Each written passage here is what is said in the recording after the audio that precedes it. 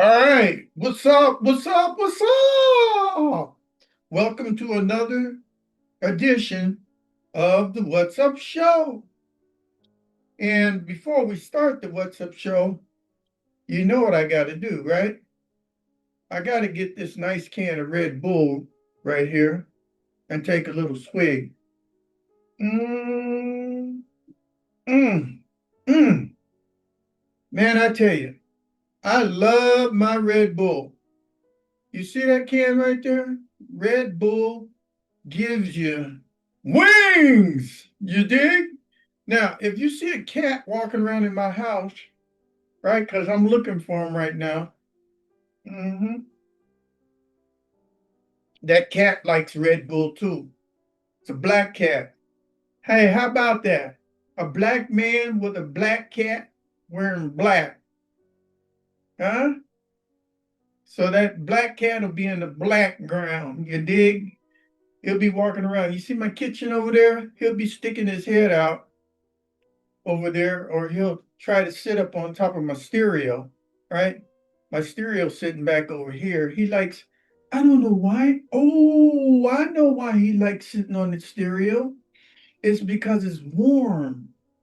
Oh, I always wanted to know why he always like to sit on top of my stereo. It's warm. He should be sitting himself over there in the chair right there, right? That's where that chair is for him. I got it so that when he scratches and stuff, that's leather and he can't really damage it. Right? So I got the pillow there for him. I got the chair for him. And will he sit there? No. No, he's not gonna sit there. He walk all around the place.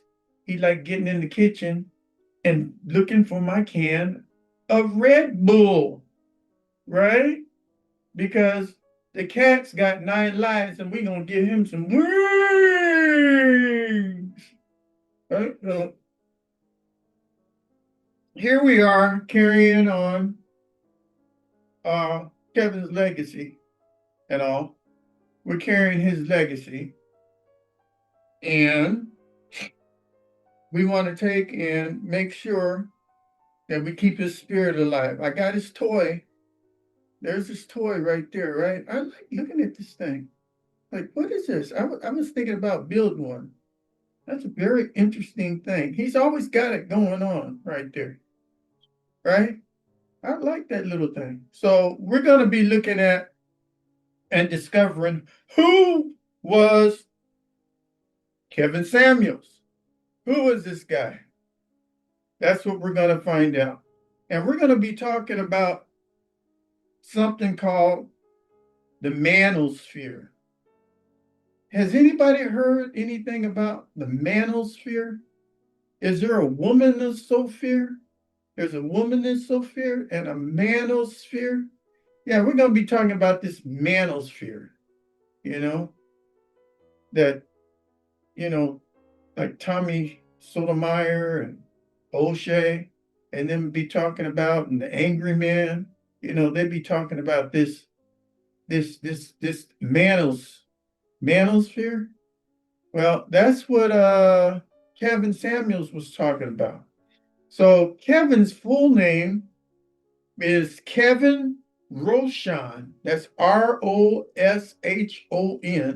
Kevin Roshon Samuels.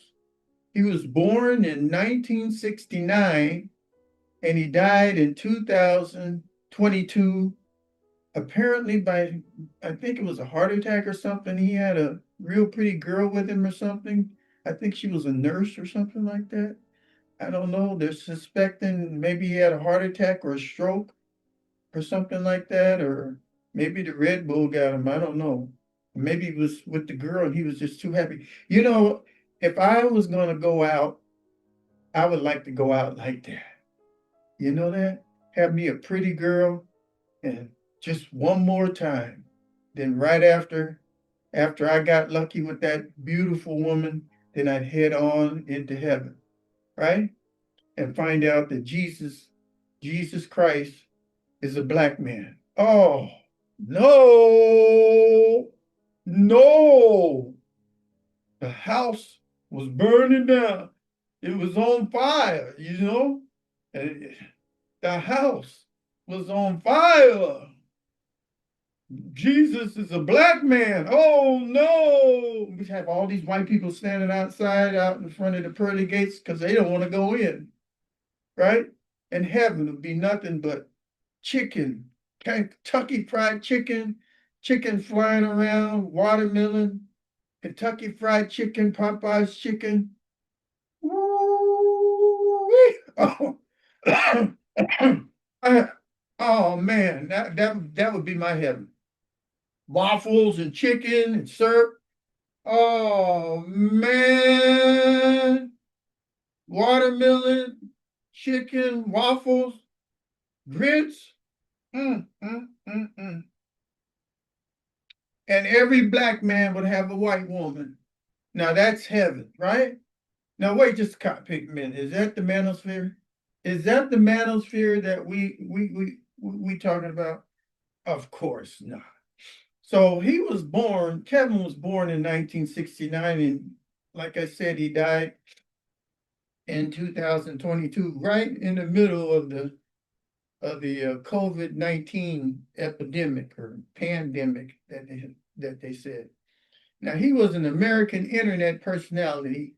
He was an image consultant and relations slash dating coach who gained major notoriety and controversy in the later 2010s and early 2020s.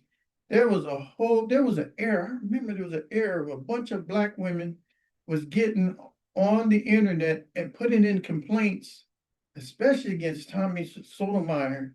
I remember him, and there was some other ones, the old timers, and they were doing all kind of stuff to get them kicked off the internet. They would be reporting them left and right. It was like about a year and a half, and they were attacking anything that was labeled manosphere. Oh man, there was some evil women. They were just kicking butt, taking names. It was something else.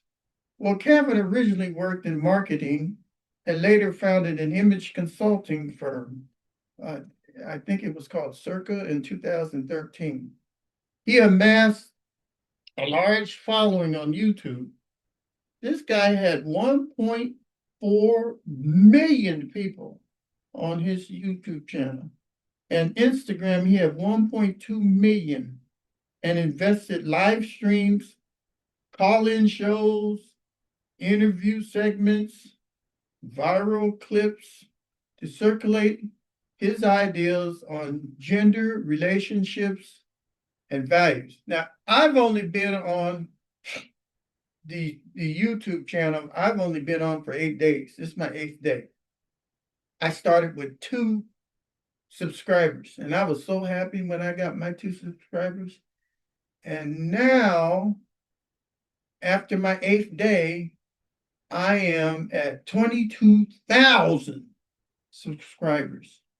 And my views on my channels is over 150,000. And that's just in 8 days. YouTube wrote me a letter and said, if you keep going like this, you'll have 1 million subscribers within the year.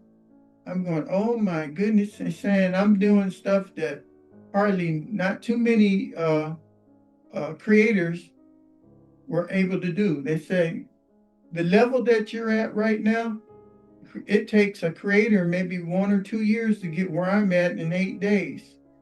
So I must be doing something. And you know what? I'm going to give a hand to all you out there that's watching me. And the comments are coming in. I love the comments. Some of your comments are real funny, right? And I really enjoy it. So keep sending those comments. I really appreciate it. And thank you so very much for the comments. Now, Samuel became closely identified with the Black manosphere, the subset of the broader manosphere discourse that addresses or claims to address issues specific to Black men and Black women and cultural expectations around race, gender, relationships, and success. So that's what the Manosphere is all about. We're looking at the Black community and we're addressing our problems and how we should act amongst ourselves and how we should act with the rest of the world. Okay? So his style was often abrasive and judgmental. He often criticized what he considered inflated standards amongst women, low value men, and cultural norms he saw as destructive. Now, what really pisses off Kevin is when you get on the doggone show, right? And you say that you're like 20, 25, 26, 27, 28, or you're approaching 30, and you already had a kid, or you've been ran through, right? And now you expect to get a high value man because and you're not willing to work. You don't know what the high value man does for a living, right? You just want the high value man, and then you come up there talking about you a 8, 9, or a 10, and he just tears them women apart. He has no mercy for them, right? Because they won't take an average man, right? A man that's starting out his career. They want to go all the way to the other end. And they think that a movie star or a model, right, or a millionaire or billionaire should take their raggedy ass out of the slum, right, and put them up in his mansion. And all she's got to offer is a doggone vagina. That's it. Oh, and her kid, her baby mom kid, that her beau is in prison. You see what I'm saying? Now, a high value man. If I married some woman, I don't want to have no 2 or 3 kids sitting in my house for 2 or 3 baby daddies, right? Coming out of prison or whatever, out of the slum area, coming up in my house and causing all kind of havoc with me, or even having sex with my wife up in the doggone mansion. No, that ain't gonna happen. Right? It's not going to happen. And then she sits there and runs a game, right? And gets me all riled up and then divorce me and take half of my riches. No. That ain't gonna happen.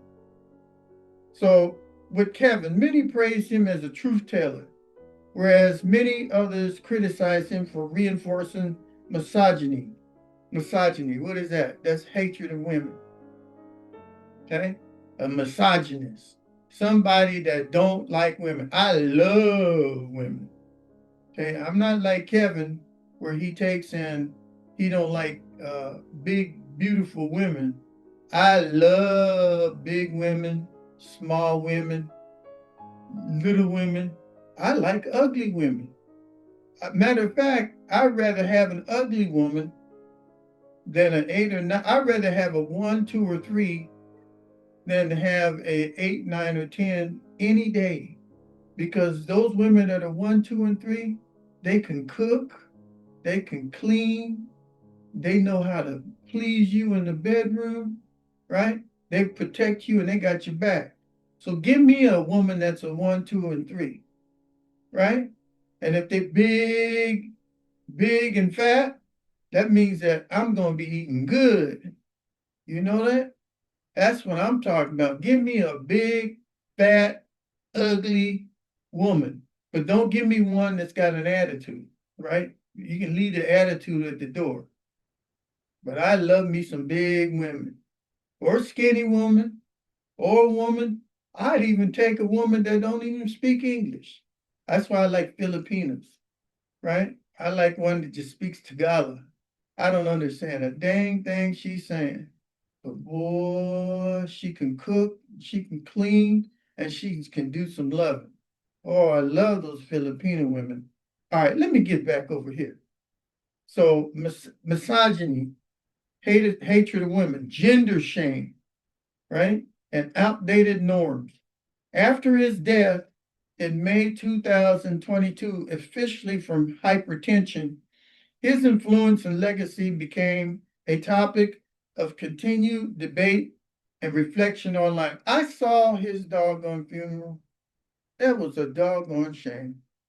I saw Kevin's funeral. They had the box up there. His mother was up there crying, and hardly nobody came to the doggone funeral, to the wake. Hardly nobody was there. And then the people that spoke, they were messing all up at the podium. It looked like it was made in the last few seconds. It was horrible, right? And then on the same day, you had all these women talking bad about Kevin on the internet. They were talking about him like a dog. It was awful. I'd say I counted about I think I counted about 10, 12 people that showed up at his funeral. And it was, I think it was in a church too, a Baptist church, some type of church. But I saw his mother, and his father wasn't there, but and just a few people, and that was it. I mean, it was, oh man, let me get off of this. All right. In summary, Samuels represented a prominent Black voice within the Manosphere and ecosystem. He merged relationships, race, and gender, and critiqued in a way that resonated, for better or for worse, with many people, especially amongst his Black audience. All right, I'm going to show you 10 points of the manosphere that he went through. Okay? What he was trying to tell you about how Black people are interacting amongst themselves. So I'm going to go ahead and come up here and share a PowerPoint with you. I'm going to go ahead and share this PowerPoint with you. And let's get this baby on the world. Okay, his first point. His first point was high value versus low valued men and women. What got Kevin upset is when you got on his doggone show and talking about how you are a size 16, 18, 20, you got a kid, right? You think you're a 9 or a 10, right? You think you're a 9 or a 10, you weigh 250 pounds, and you want a high valued man making six figures, right? He would ask you, all right, well, how many kids would you like? Okay, you already got one or two already. So you say maybe one or whatever, but he jumps right in the shit because he says, hey, wait a minute, a high value man don't want to start off being a stepfather, right? He don't want to be no stepfather. He's making $300,000-$400,000 a year, and the best he can do is to get you out of the slum, right? And raise your brat kid, and he know the kid gonna hate him, right? Might steal all the stuff in his house, right? So why would he want to go through all that? You're crazy, right? So he tells you to rate yourself from 1 to 10 and don't use a 7. And so you say that you're an 8, and he says that Beyonce is an 8, right? So you need to back your ass back down, right, to about 4, 5, or 6. And then I looked at some of these women. Ooh, they look horrible. They look horrible. There were some pretty ones there. There were some pretty. I seen some pretty girls on a show, but they had a major attitude. So what he was trying to tell you is don't always be reaching for the stars. There's a whole sea of Black men out there. They're not high value, but they would make a perfect person for you, a perfect mate for you. So please look at the other side and don't take and try to always go with a high valued man. All right. And speaking of that, the next point is the 80-20 rule in dating markets. So there's a whole bunch of black women out there. See, there's a whole bunch. There's 10 million of us out here. And if every black man was to find a black woman, there would still be 2 million more black women to find a mate. So black men, we have an overabundance of black women. There's just black women just falling out of the skies, right? So what he's saying with this 80-20 rule is the ideal that 80% of the women want the top 20% of the men. 80% of our black women want the top 20% of the men, which justifies winners and losers in the mating market. So that can't happen. That math right there can't happen. We can't have 80% of the women only wanting 20% of the men, and those 20% are up in a high value. What about the rest of us? What are you women saying about us? All right. Number 3, hypergamy. Hypergamy. You women, you want to take and date up. Hey, you don't want to date no plumber or somebody that's a janitor. You don't want to date them. That's called dating down. You want to date up. You want to find yourself a doctor or a lawyer, an attorney. Okay, you want to find yourself somebody that's an airplane pilot or a rapper or basketball player. That's why you go to these basketball games and you got all these women throwing their bodies, throwing their panties, all at these basketball players. Okay, all at these football players. Right? You get up there in that back room and the whole team runs right through you. You get ran through by the whole doggone Dodgers baseball team. You get ran through by all the Rams, right? You get ran through. Just the hole so big, right? You can take and put a garage door. The flaps on your door look like a doggone garage door, opening and closing, right? That's being ran through. Nobody want that, right? But that's what you want to do. You want to take and find you somebody that's going to support you, where you can lay your ass up on the doggone sofa, right, and eat bonbons and get big and fat like a hippo, right? And then and do nothing. Don't cook. Don't do nothing. Just sit there and be like a.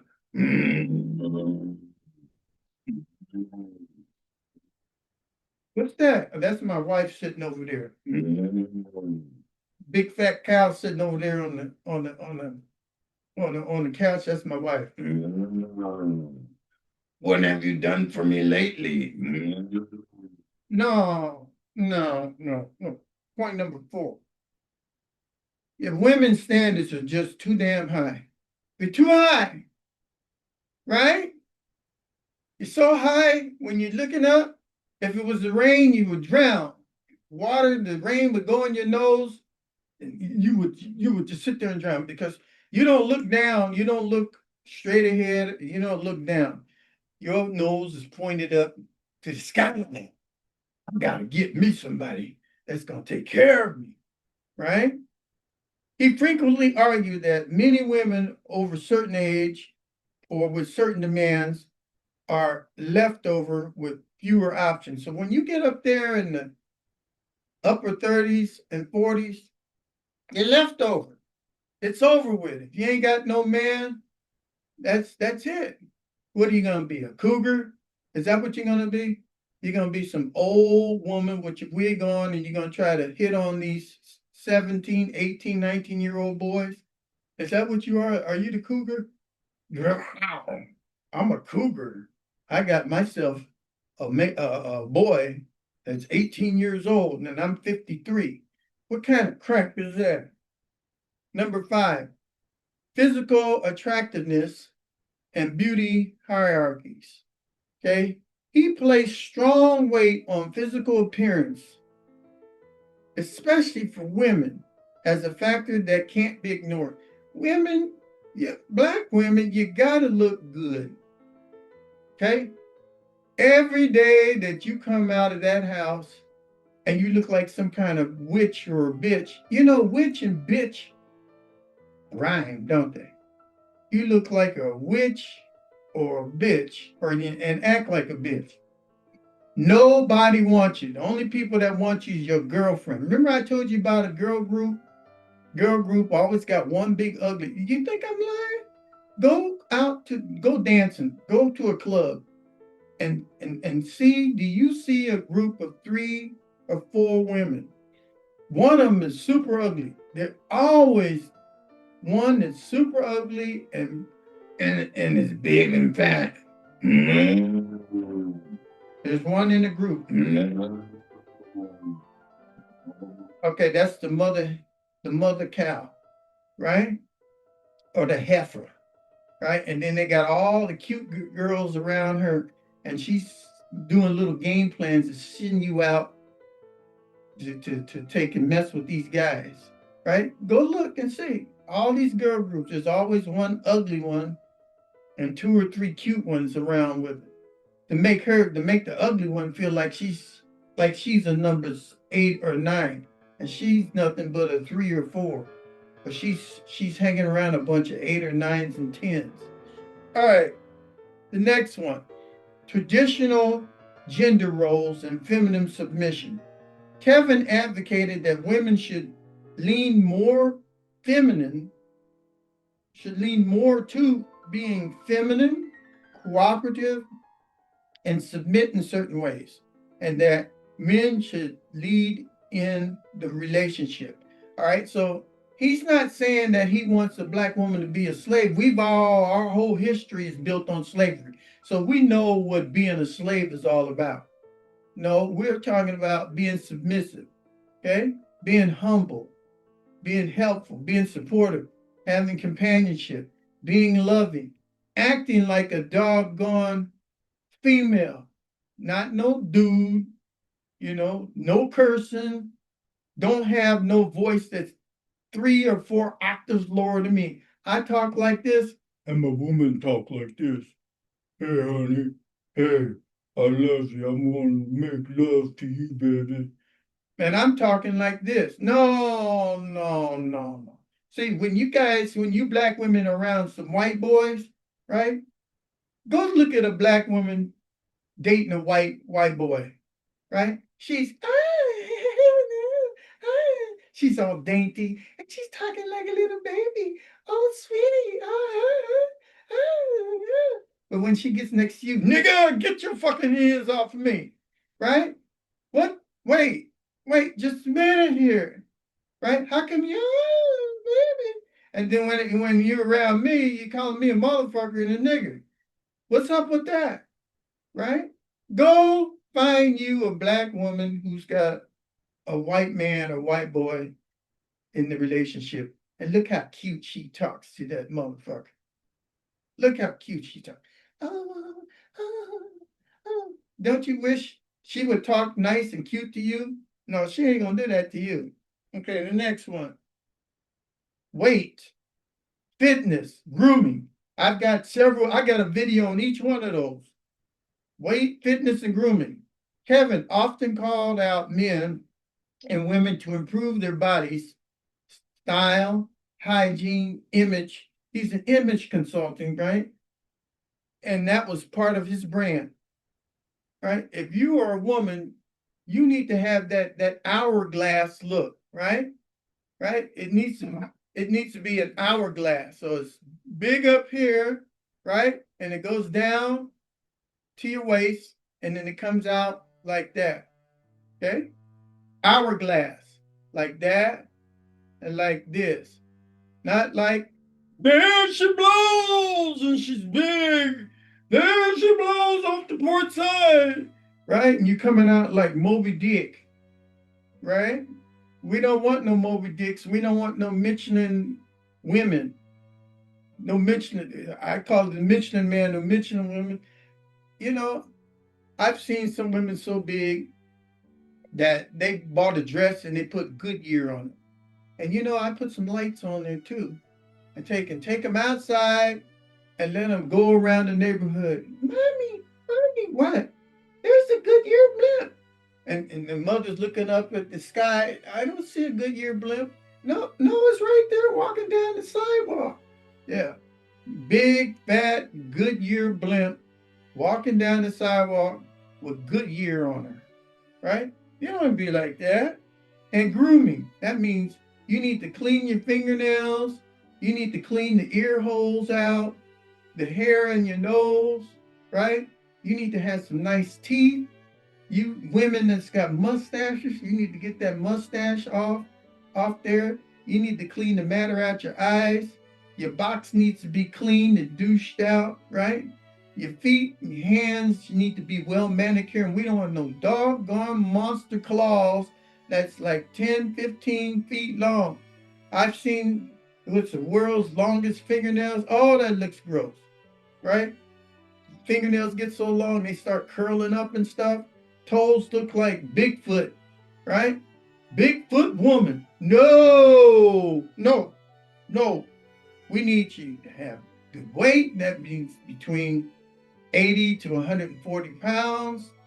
Fitness, you should be able to at least run or walk 2 miles.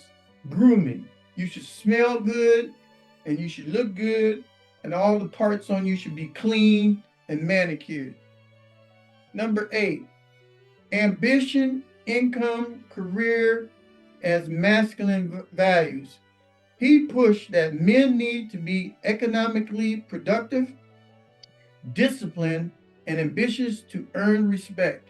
Okay, you men out there, okay, these women are looking at you, right? Don't be sitting around asking for money from the woman. You need to get out there and represent. You know what I'm saying? You need to stack your paper, get out there, and represent at all levels, at entry level, at mid level, and at professional level, and at the end level. Okay?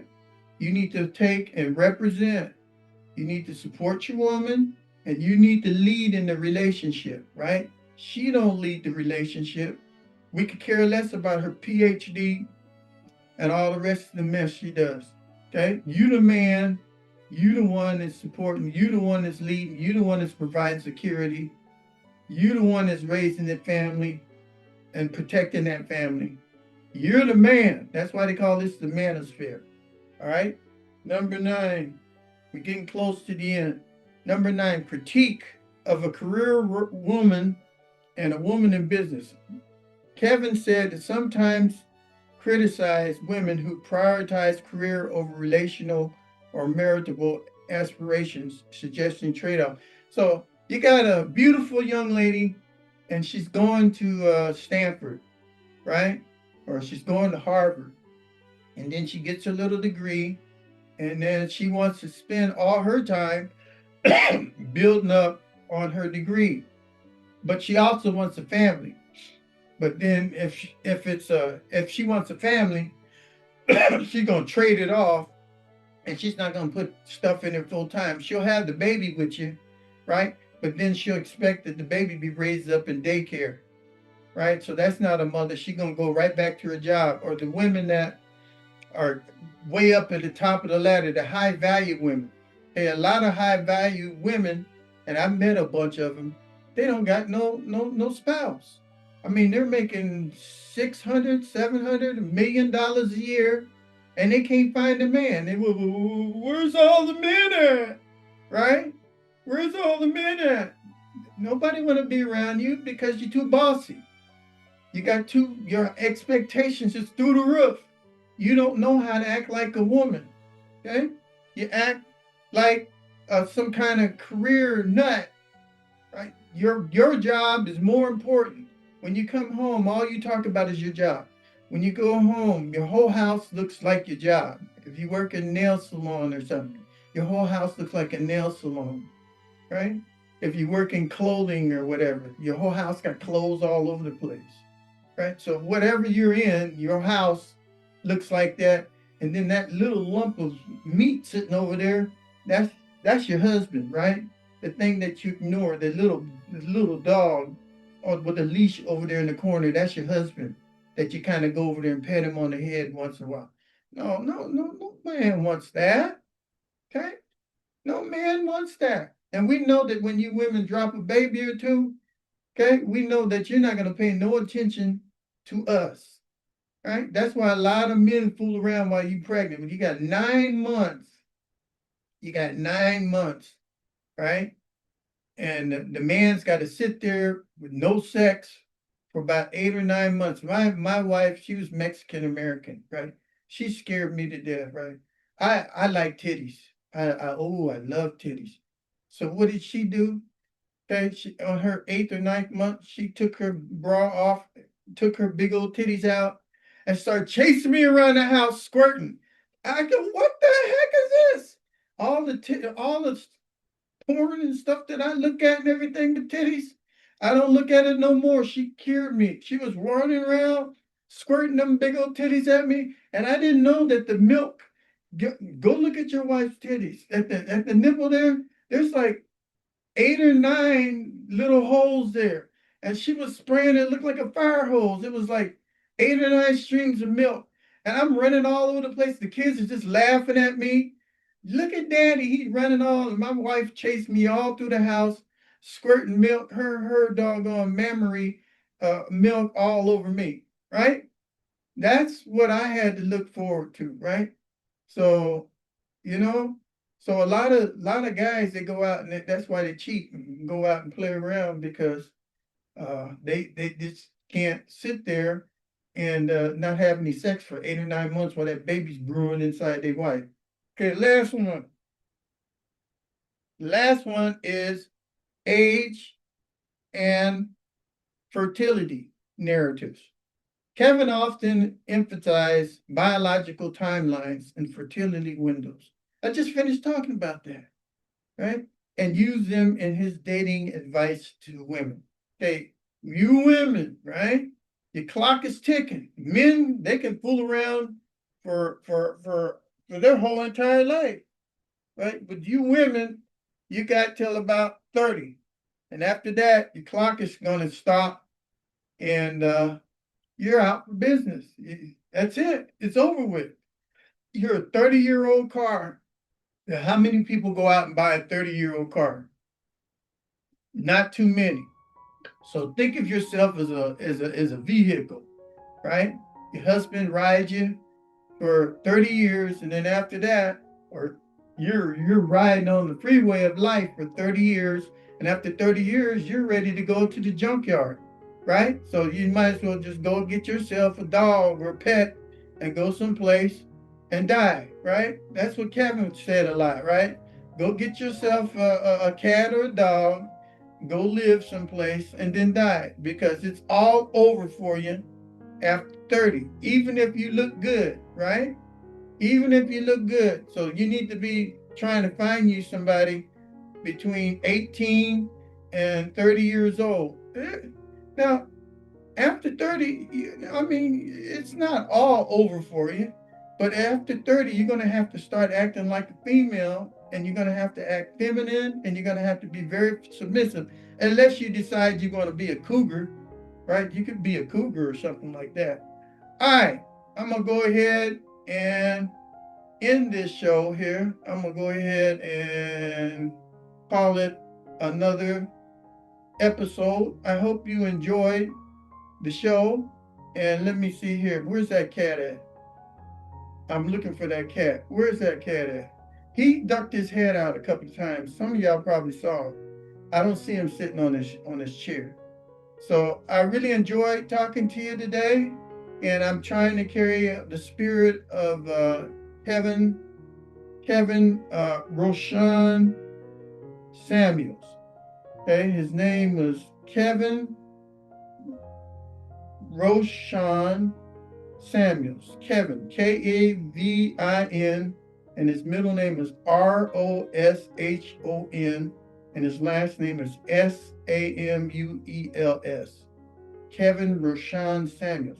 Okay, I'm trying my best to take and keep up the spirit. And as I said before, I wish some other black men would take and come out.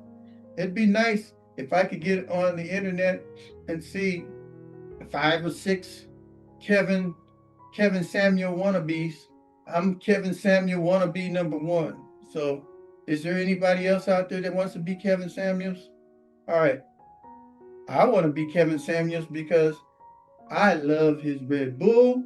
Mm, mm, mm, mm, mm, mm, mm, mm, mm, mm, mm, mm. And I like playing with his toy, right? No, no, I'm not gay when I say I like playing with his toy. I mean this thing right here. All right, y'all take care. And thank you for coming to another edition of What's Up? What's Up? What's Up?